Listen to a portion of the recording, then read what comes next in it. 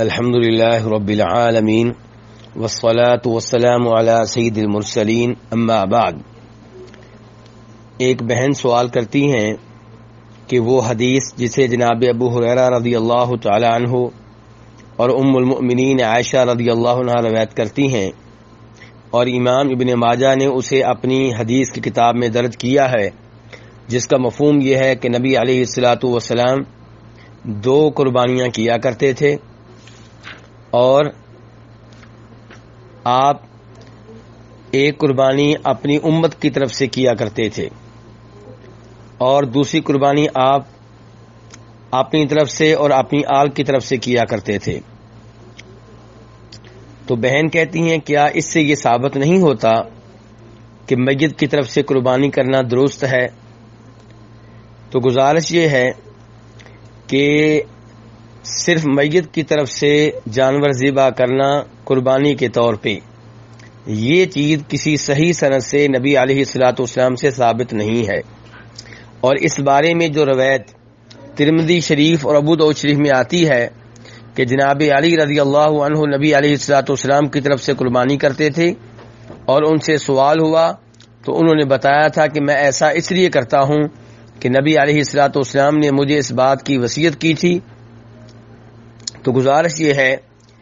کہ وہ روایت ضعیف ہے، نبی صلی اللہ علیہ وسلم سے ثابت نہیں ہے۔ اسی لیے امام عبداللہ ابن مبارک رحمہ اللہ کا یہ کہنا ہے کہ اگر میت کی طرف سے جانور ذبح کرنا ہو تو بطور صدقہ خیرات کیا جائے، بطور قربانی نہیں،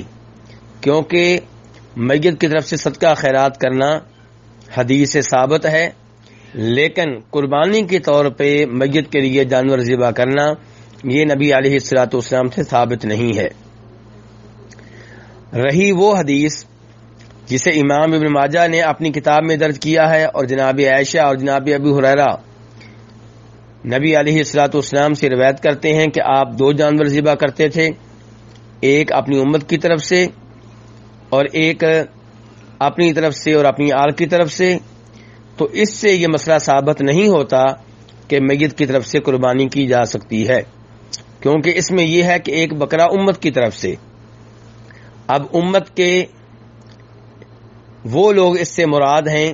جو آپ کے زمانے میں زندہ تھے،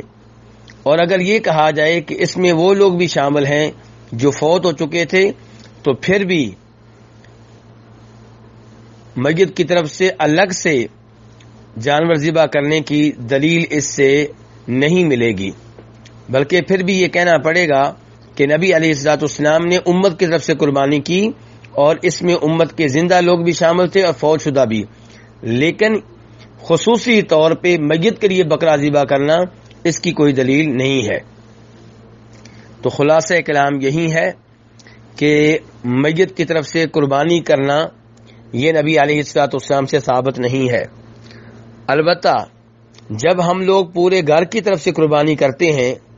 تو ممکن ہے اس میں وہ لوگ بھی شامل ہو جاتے ہوں جو ہمارے گھر میں فوت ہو چکے ہوتے ہیں۔ اللہ رب العزت سے دعا ہے کہ ہمیں اللہ تعالی نبی علیہ الصلوۃ والسلام کی شریعت پہ چلنے کی توفیق عنایت فرمائے۔